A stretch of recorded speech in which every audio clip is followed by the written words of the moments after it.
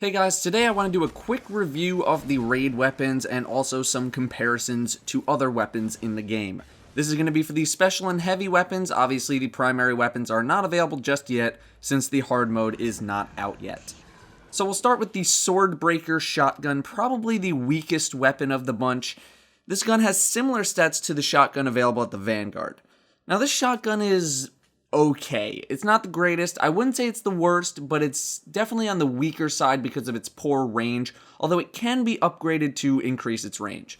Still, I can't imagine using this weapon for anything other than maybe Void Nightfalls, and even that is a stretch. Yeah, it has Hive Disruptor, but you really shouldn't be getting that close to Hive Majors anyway. For PvP, it's great if you could be right up in someone's face, but if you have a Found Verdict, an Invective, or even a 2 to the Morgue, you probably should be using those weapons. Overall, it's kind of a meh weapon just because shotguns are not very good in PvE right now, and there are definitely better PvP shotguns out there. Next up, we have Light of the Abyss. This is the PvP legendary fusion rifle in my opinion because it has the fastest charge rate of any fusion rifle in the game unbuffed. It is just slightly faster than something like the Calming from Future War Cult. Crowd control as a bonus on a fusion rifle is not really the best because generally you're supposed to be using fusion rifles on high health targets, so you really won't be getting that bonus to proc that much. But options for extended mag or increased reload speed and hip fire aren't terrible in general in PvE.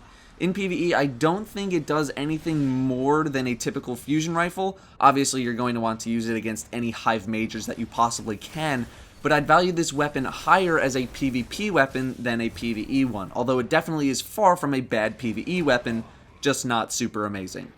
Next up, we have the Black Hammer. This is probably the strongest of the raid weapons we have available to us right now, the specials and heavies, because of its precision bonus. The precision bonus is, whenever you get 3 rapid headshots, your magazine instantly reloads. This is an insanely good bonus, one of the best bonuses in the game, and it only comes on this weapon, at least right now. A lot of people have been asking about this versus Icebreaker, and for good reason. They're both very, very good weapons. They're not PvP weapons, let's just get that out of the way right now. Both shoot very slow, Icebreaker has massive recoil, the Black Hammer only has 3 shots, and it's going to be incredibly rare if you're able to proc the White Nail precision bonus in PvP. In PvE, Black Hammer versus Icebreaker is ultimately going to depend on how good of a sniper user you are. Icebreaker is more reliable but has less of a damage reward. Black Hammer relies solely on your ability to get headshots, so if you can get multiple bonuses every time you use it, it'll really pay off. But if you miss a lot of headshots, then you're going to run out of ammo very quickly. You do need to hit those headshots with Black Hammer rapidly though, as the window of opportunity for the bonus is only a few seconds after the first shot.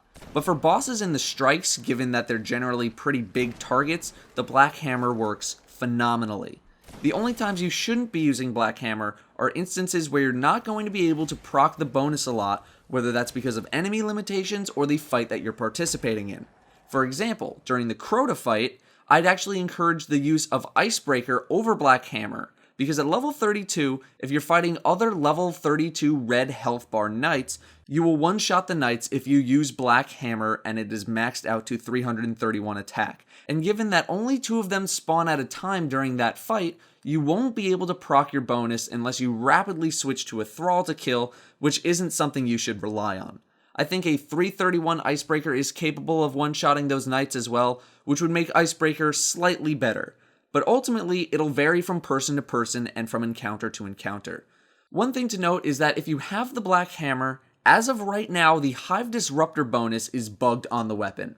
If you do not have the Hive Disruptor bonus active, then your precision damage shows up as yellow damage on a Hive Major. It's the game's way of saying that you hit the precision weak spot.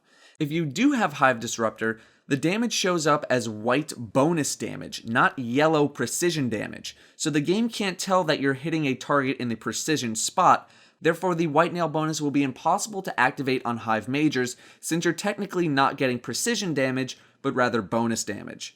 This is a bug with the weapon, and hopefully it will be fixed in the next patch. Basically, don't get the Hive Disruptor bonus on the weapon just yet. Moving to the heavy weapons, we'll start with Song of Ir Yut. Song of Ir Yut's in-game tooltip says it only has 35 rounds. This is not true, it has 87 rounds per magazine. The main thing that makes this weapon nice is its ability to shoot through hive walls of darkness, those black shields that you see knights use. Personally, I am not a huge fan of the high rate of fire weapons due to their low stability and damage. This weapon comes baseline with smart drift control, which is the bonus you'll probably want to stick with considering it's the only bonus that actually gives any stability. Other than that, this is just another high rate of fire machine gun. I don't think there's anything super special about it. It's not bad, but it's not the best either. The bonus is very handy, but also very situational. Finally, we have the Hunger of Crota. This is a great rocket launcher. It has tracking, it has cluster bombs, which are good, but I think they could be buffed a little bit. Obviously, the big question here is Hunger of Crota versus Gjallarhorn, and the answer is definitely still Gjallarhorn. The cluster bomb bonus is not too strong right now. It's basically a weaker version of the Gjallarhorn's Wolfpack rounds, which are insanely good right now. What I think needs to happen is that cluster bombs need a slight buff in regards to damage and what they actually hit, and I think Wolfpack rounds need a slight damage nerf, because you're basically getting 2 rockets worth of damage for every 1 rocket you fire, and they track. It's just too good right now. I said it in the tier list video. I wouldn't be surprised if it got nerfed. Hunger of Crota is basically a mini Gjallarhorn right now. It has tracking when unlocked, cluster bombs do decent damage to anything that doesn't survive. It's definitely better than Hezen Vengeance for sure. For what it's worth, I'd rather use this and Icebreaker during the Crota fight over Black Hammer and Gjallarhorn. Speaking of weapons, before we go, you may remember my hand cannon video where I featured a 3D printed hand cannon. It was this one. I just got to level 30 on my Xbox Hunter, and the guys over at my mini factory sent me a full-sized hunter knife as a little congrats. This one being modeled by Elliot Viles. It is a very big knife. You can see. They put some cloth around the handle, they painted it up, looks super nice, turned out fantastic.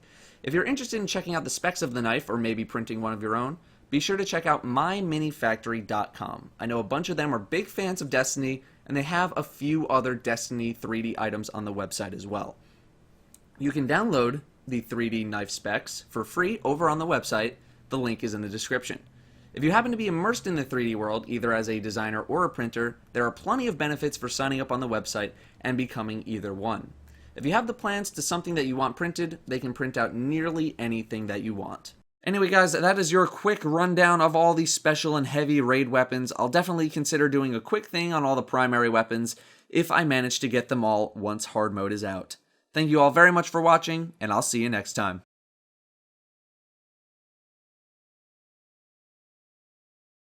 If you happen to be immersed in the 3D world, either as a designer or printer... Oh, damn it. Don't worry, it's not broken. Oh boy. Take 4.